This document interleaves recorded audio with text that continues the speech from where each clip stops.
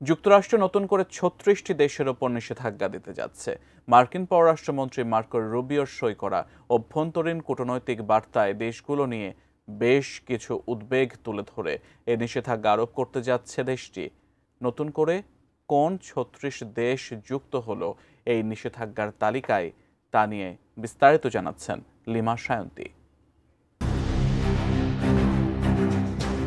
যুক্তরাষ্ট্রের president Donald Trump প্রশাসন আরও ৩৬টি দেশের নাগরিকদের উপর ভ্রমণ নিষেধাজ্ঞা আরোপের চিন্তাভাবনা করছে বলে জানা গেছে।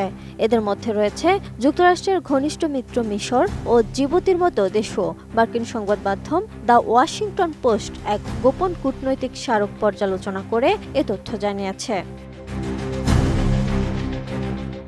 জানা গেছে ১৪ জুন স্বাক্ষরিত এ গোপন স্মারকপত্রে মার্কিন পররাষ্ট্রমন্ত্রী মার্কো রুবিও যুক্তরাষ্ট্রের দূতাবাসগুলোকে নির্দেশ দিয়েছেন যে তালিকাভুক্ত দেশগুলোকে ৬০ দিনের মধ্যে মার্কিন পররাষ্ট্র দপ্তরের নির্ধারিত নতুন মানদণ্ড পূরণ করতে হবে।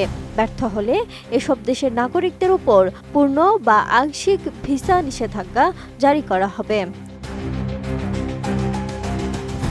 স্মারকে বলা হয়েছে, কিছু দেশ বিশ্বাসযোগ্য পরিচয়পত্র দেওয়ার মতো যোগ্য ও সহযোগী কেন্দ্রীয় কর্তৃপক্ষ গঠন করতে পারেনি। আবার কিছু দেশের বেশি সংখ্যক নাগরিক ভিসার শর্ত ভেঙে যুক্তরাষ্ট্রে অবস্থান করছেন।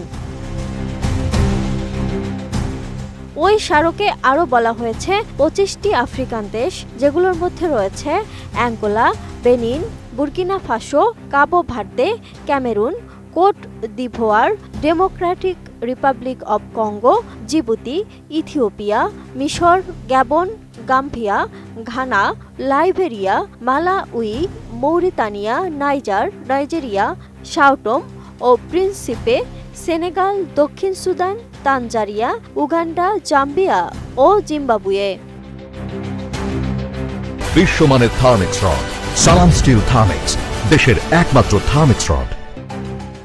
এছাড়াও ক্যারিবীয় অঞ্চলের দেশগুলো হলো অ্যান্টিগুয়া ও বারবুডা, ডোমিনিকা, সেন্ট কিটস ও নেভিস এবং সেন্ট লুসিয়া। তাছাড়াও এশিয়ার দেশ ভুটান, কম্বোডিয়া, কিরগিজস্তান ও সিরিয়া এবং ওশেনিয়ার ৩টি দেশ টোঙ্গা, তুভালু ও ভানুয়াতু এই নিষেধাজ্ঞার মুখে পড়তে পারে।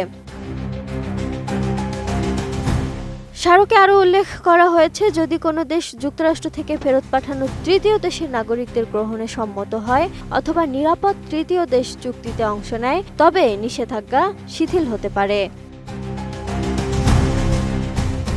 নিষেধাজ্ঞায় তালিকাভুক্ত দেশগুলোকে ১৭ জুন যুক্তরাষ্ট্র সময় সকাল ৮টার মধ্যে একটি প্রাথমিক কর্মপরিকল্পনা জমা দেওয়ার নির্দেশ দেওয়া হয়েছে বলেও জানা গেছে, যাতে বোঝা যায় তারা কিভাবে নতুন নিয়ম মেনে চলবে।